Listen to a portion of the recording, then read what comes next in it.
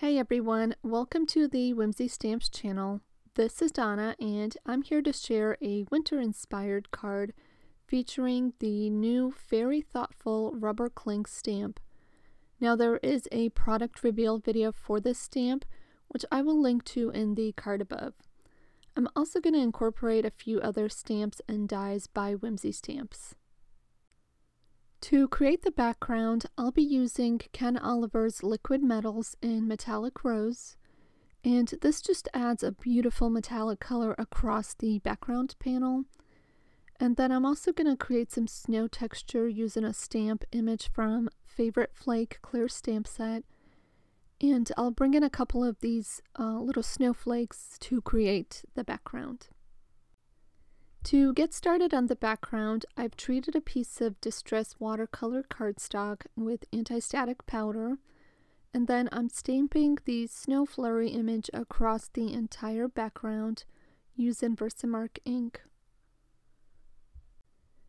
It's a little hard to see, but I'm just randomly stamping across the entire background, and then I'm going to add white embossing powder. By embossing the background, it will resist the liquid metals and just really make for a stunning background with a lot of texture. After I've added the embossing powder, I can see a little bit where I've missed or there's just a gap in between the snow flurries, and then I could just come in with a couple of these snowflake images and add those in. Then I can melt the entire background or the embossing powder across the entire background with my heat gun. So I do have my panel on a cutting board, but I did not tape it down, and that's because I really don't want the white border around my panel. And this piece of cardstock does come in a 4 1/4 by 5 1/2, so I wouldn't be able to trim anything off to maintain the A2 size.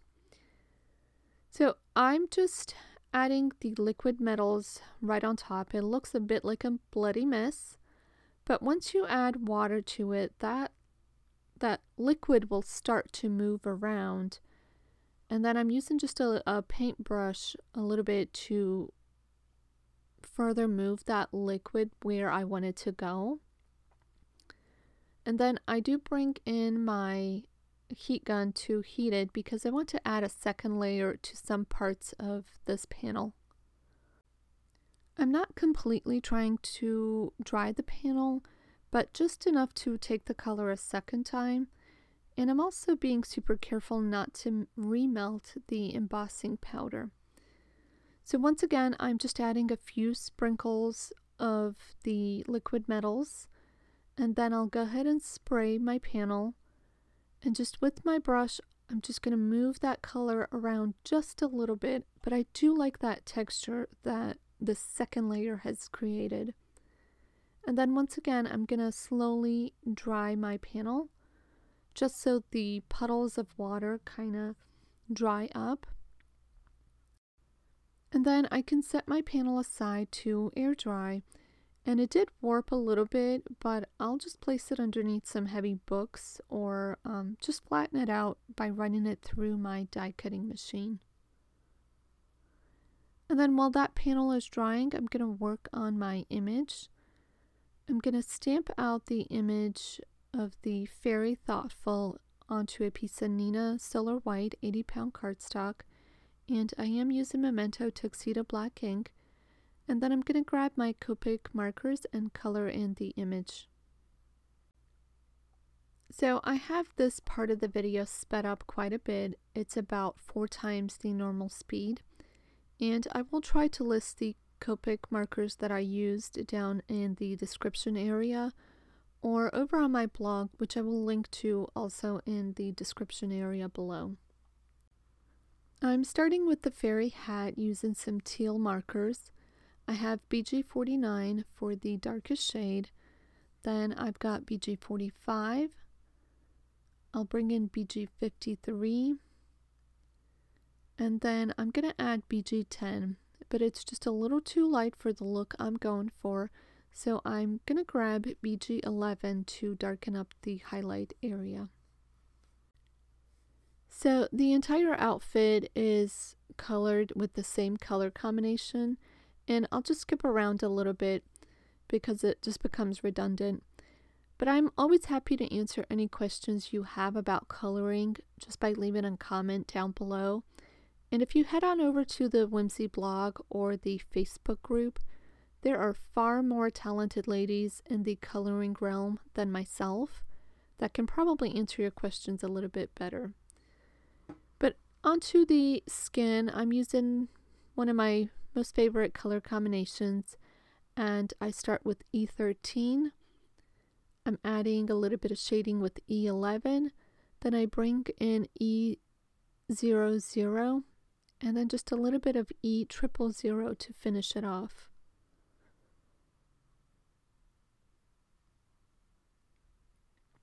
And then I'm going to add a little bit of some rosy cheeks with an R20.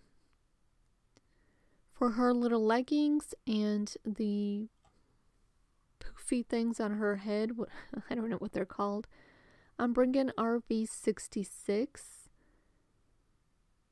as my darkest shade, and then RV55.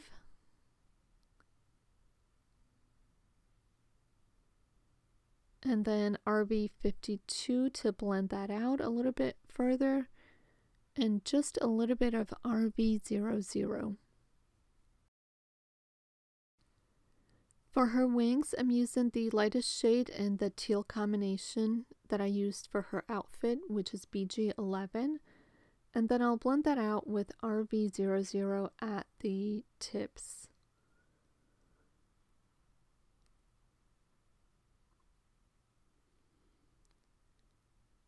And then for her shoes, I'm just coloring them with some warm grays just to make them look black.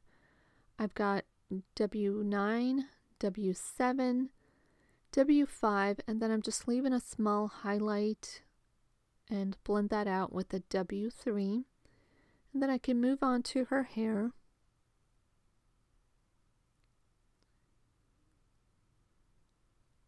I'm starting with E50 just to wet that paper, and then I come in with E53, E43. I'm just adding in some flicks, and then E57 to give her a blonde look. Once I've finished coloring, I'll use my Scan and Cut to cut the image out, and then I can set that aside to work on the rest of the elements. So I decided to bring in this newly released Elegant Snowflakes and border die, and then die cut some white glitter cardstock. I did have to use a metal shim for this, as these snowflakes are relatively delicate, and sometimes die cutting glitter cardstock causes an issue, at least for me. But once I've added the metal shim, I was able to cut through most of it. Now, I wanted the snowflakes and some of the swirls as accents on my background, so I'm just kind of cutting apart the pieces I think I want to add to the card, and just cutting off some of the swirls, and then I'll glue them to my background. It took a little bit of work and a little bit of patience to get all these pieces that I wanted. But in the end, I did get them.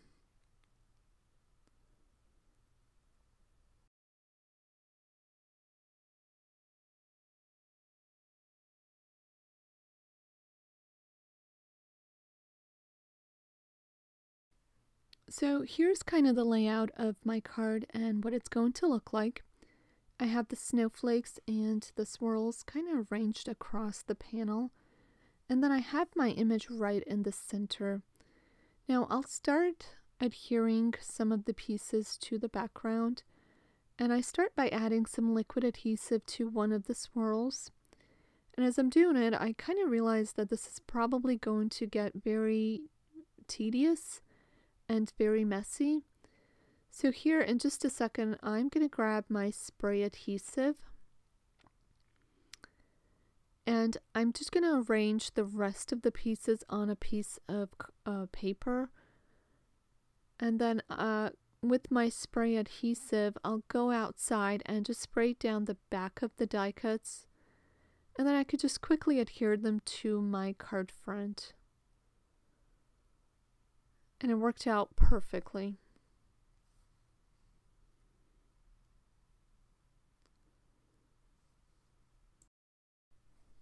And sorry, I'm just a little bit off screen, but I'll be in a better view here in just a moment. So after I have my snowflakes and my swirls arranged and added to the background, I did adhere the entire thing to an A2 sized side folding card base. And then also off screen, I've stamped out the sentiment from the new Magical Winter clear stamp set onto a piece of black cardstock using white embossing powder, and then I just trimmed those strips down. I did pop them up on foam adhesive, and then I'm just adding them to the top left corner. And I do have my focal point image added on foam adhesive as well. And then once I peel all of the backing off, I'll go ahead and pop her onto the center of the image to complete, or the center of the card to complete this card. I do add a little bit of glitter to her wings and those floofy things on her head. Again, I don't know what they're called, with my Spectrum Nor glitter overlay pen. And that will complete my card. So let me know what you think of this one, and be sure to stop by the Whimsy Stamps blog for more inspiration. And then also head on over to the Whimsy Stamps Facebook group, which is linked below. You can meet some other Whimsy Stamp fans and see all of the design team creations. As always, thank you so much for stopping by today, and I will see you another time.